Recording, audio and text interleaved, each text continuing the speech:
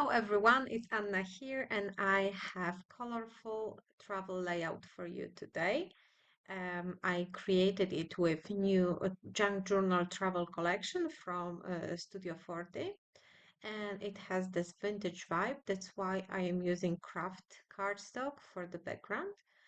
To make it a little less boring, I reached for this very old stencil with arrows, and honestly, I don't even remember what company it came from. I have it for maybe 15 years, and as you can see, it was well loved, and it's really hard to clean it anymore.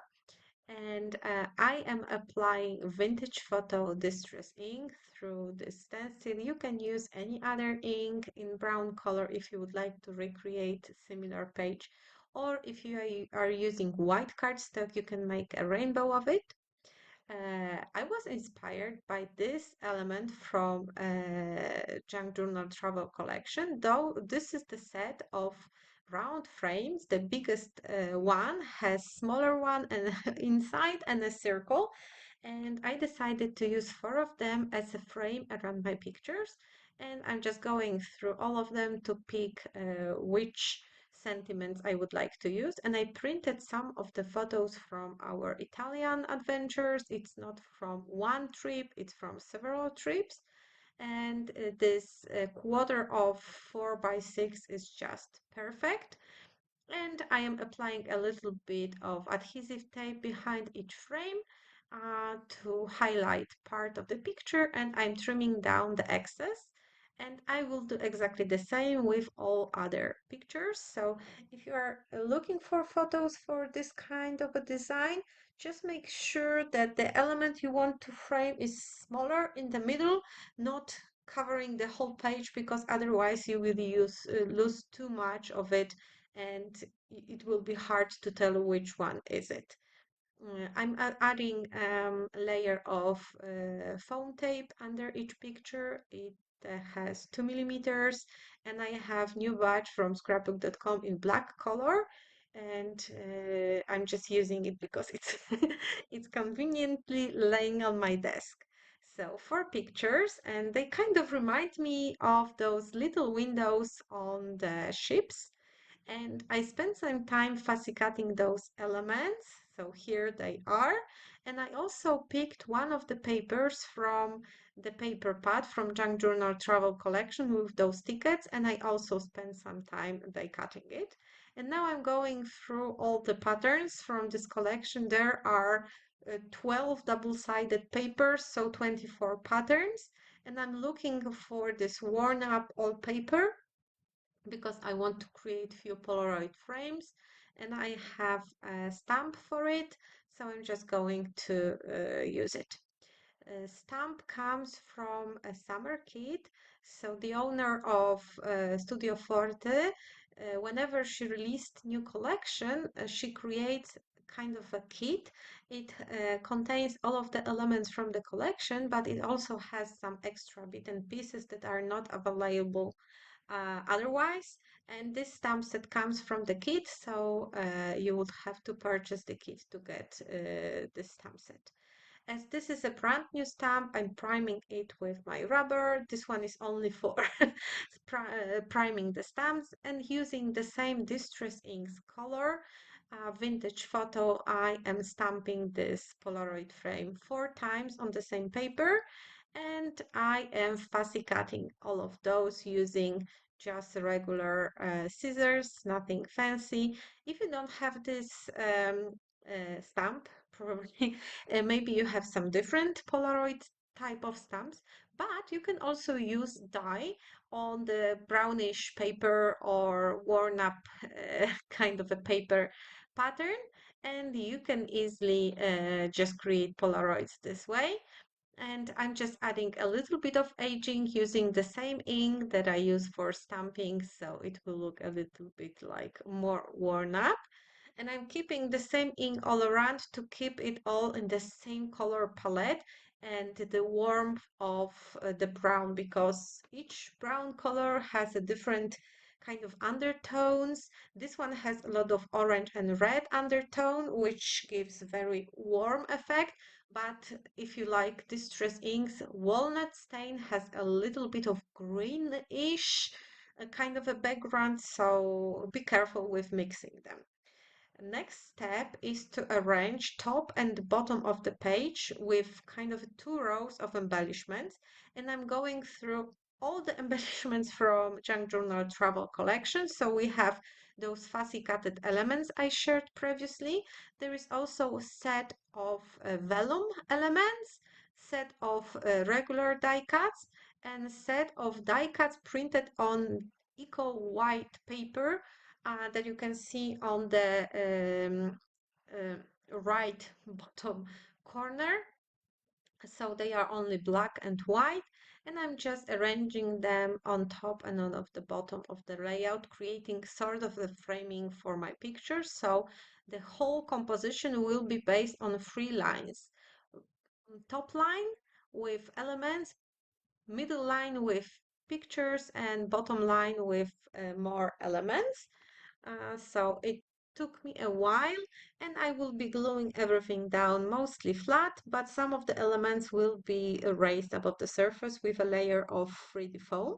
And I have few Italian landmarks fascicated. So I have Colosseum, I have Leaning Tower of Pisa, and I have Duomo in Florence. This is a magnificent cathedral with this round dome roof. So I have those on the bottom composition.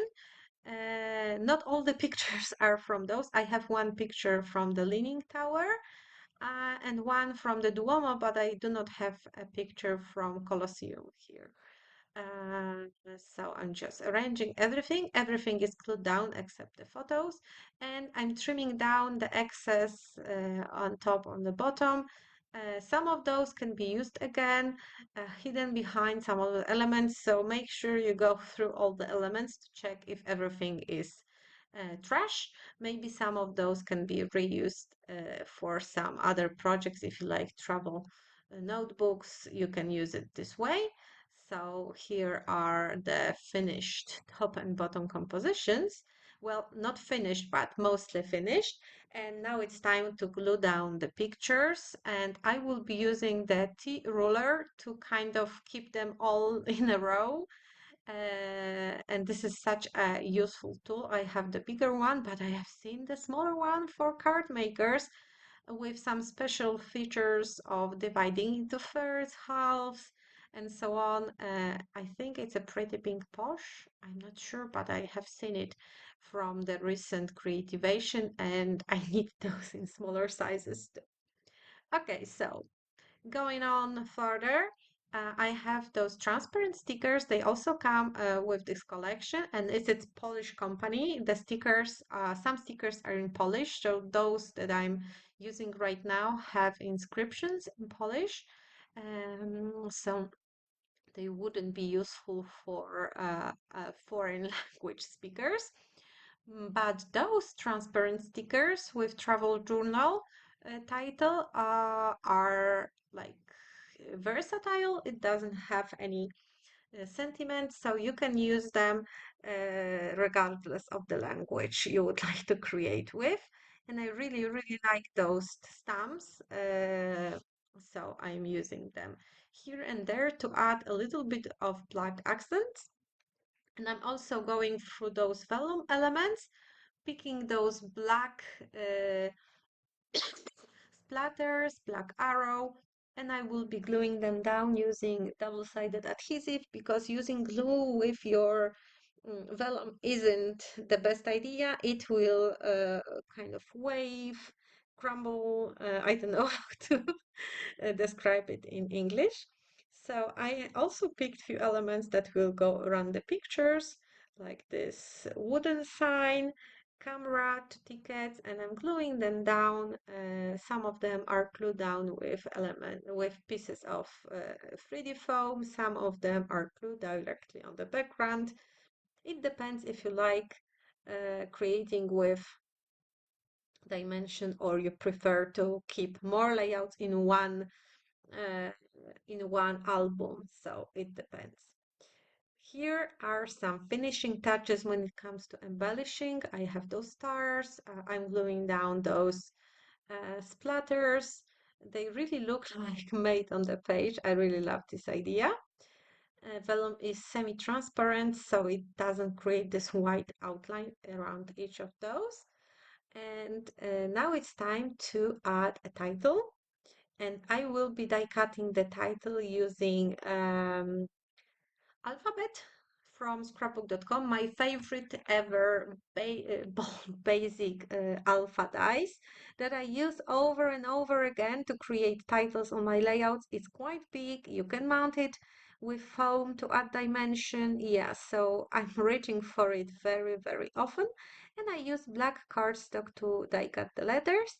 And the title of my page will be Bella Italia, as not all the pictures are from the same region, so I decided I will title it like this. And now is the moment when I realize I haven't die cut another A letter, so I needed to go back to my die cutting machine, die cut the letter, and now I'm ready to glue down all the titles. So this is what I'm doing right now, gluing down the letters flat. This time I'm not adding dimension. Weird, right? I just glue down the letters totally flat, and it's almost the last step. The black letters stand out from the background, but I needed something more kind of a black to combine all of those elements together. That's why I reached for black ink. This is just the regular chip ink, and I have a brush that I'm using to spray the color around. Just be careful, gently tap on the brush, otherwise if you will just shake it, you will get like those lines of black dots. Uh, Maybe you want those, so go with this technique. But if you want to have more even place splatters, it's good to gently tap your brush with the fingers. And here it is, the finished page. Here are some close-ups of the project. The colors are better represented here than on the video. And that's it for today. Check my description for the links of the products I used. Don't forget to subscribe to my channel, hit the bell button so you will get notification when the new video arrives. I'm trying to add videos every Friday for you. Oh, sorry for the noises from my dog. So yeah, subscribe, like, leave comments, share your love with me because it makes me want to make more videos for you. See you, I hope, next week. Bye!